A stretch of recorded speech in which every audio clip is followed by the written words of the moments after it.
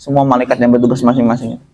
Bukan menunjukkan Allah nggak mampu, bukan. Abda'u bismillahi wa rahmani wa birahimi daimil ihsani.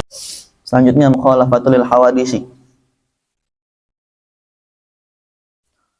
Mukhalafatul hawadisi apa ini? Berbeda dengan makhluknya ya. Berbeda dengan makhluknya. Allah itu maha melihat, tapi lihatnya Allah itu tidak pakai mata seperti kita. Allah maha mendengar, tapi mendengarnya Allah tidak seperti mendengarnya kita. Allah maha mengetahui, tapi pengetahuan Allah tidak pengetahuan seperti kita. Kalau kita mau cari pengetahuan, perlu baca, perlu melihat, perlu mendengar. Tapi Allah tidak. Laisa kamitslihi syai' wa huwa samiul basir. Allah itu tidak seperti semuanya.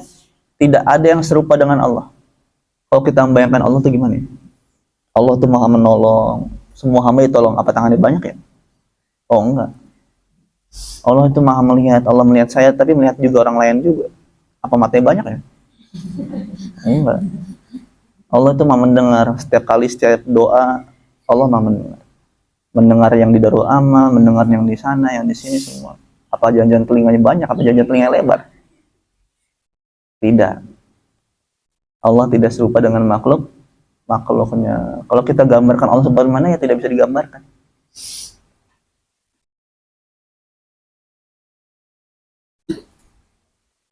Maka kalau ada terbesit dalam benak kita Allah itu seperti ini itu setan. Tepis itu semua. Pokoknya Allah nggak seperti itu. Allah bilang sendiri, laisa kamitslihi syai' wa huwas samiul basir.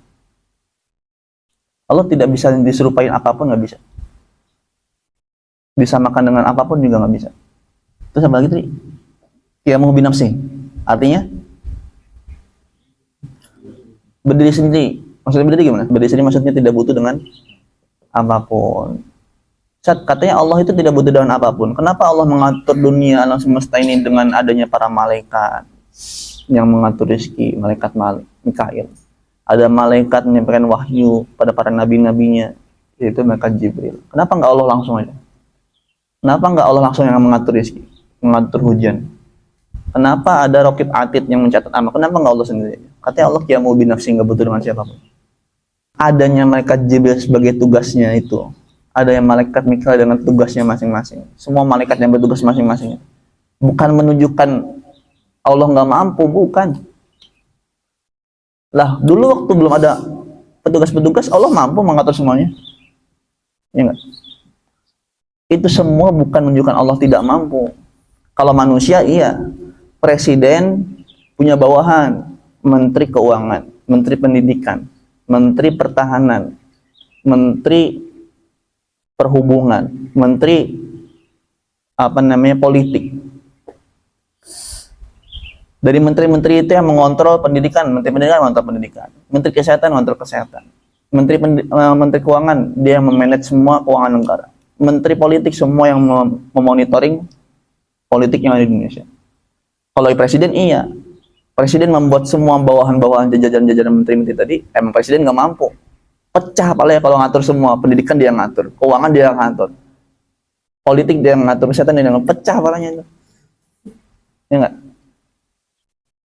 Kalau presiden, manusia seperti biasa, seperti kita, siapa seperti itu. Perlu ada bawahan-bawahan atau bagian-bagian masing-masing. Ya enggak? Tapi kalau Allah punya malaikat-malaikat, punya petugas-petugas, itu bukan berarti Allah nggak mampu. Justru Allah melakukan itu, berkenan seperti itu untuk menunjukkan kepada kita sebagai hamba-hambanya bahwasanya Allah itu maha hebat. Maha luar biasa.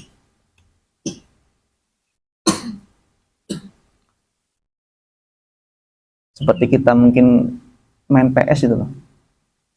Kalau kita main PS itu biasanya kalau sebelum kita tarung dengan raja tuh kan kita ngeliat prajurit-prajuritnya gitu kan. Nanti ada admiralnya gitu. Baru yang paling susah dilakalain apa? Rajanya. Raja yang berkuasa apakah berarti dia tidak bisa bertarung? Oh, yang paling jago itu. Ya enggak? Buktinya kalau kita mau main PS, kalau kita lagi tarung PS ya, raja itu dulu baru ntar agak level tinggi admiralnya. atau jenderanya, baru terakhir rajanya. Wow, itu bisa mati berkali-kali kita ngelawan raja itu. Sampai di restart lagi gitu. Ya enggak?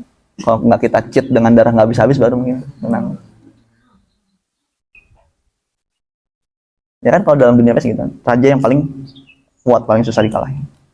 Bukan berarti raja nggak bisa bertarung, oh justru yang paling hebat. Ini logika sederhana. Maksudnya bukan berarti Allah diperumpamakan seperti PS, bukan. Ini logika untuk memudahkan kita memahami itu. Allah itu bukan berarti tidak bisa mengatur rezeki, bukan tidak bisa berarti mengatur pencatatan amal, tugas-tugas yang ada sih. Itu justru Allah menunjukkan kepada kita para hambanya, Allah itu maha hebat, maha kuasa. Qiyamuhu binafsi juga maknanya adalah Allah tidak butuh dengan siapapun, tidak butuh dengan apapun, istighna'uhu an kulli ma siwahu, waftiqaru kulli ma siwahu ilaih. Jadi hebatnya Allah itu tidak butuh dengan siapapun. Allah itu bisa men-setting selain Allah butuh dengan Allah. Allah tidak butuh dengan kita. Kita disuruh sholat, disuruh taat.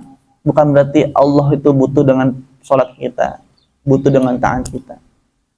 Allah tuh nggak butuh kita sujud kepada Allah, Allah juga nggak butuh. Apakah kita sujud kepada Allah kemudian lebih mengangkat derajat Allah, lebih tinggi lagi? Enggak. Kemudian apakah kita maksiat, kemudian kita menjatuhkan harga diri Allah? Enggak. Allah tuh betul-betul nggak butuh sholat kita, nggak butuh taat kita, nggak butuh hebatnya kita, enggak.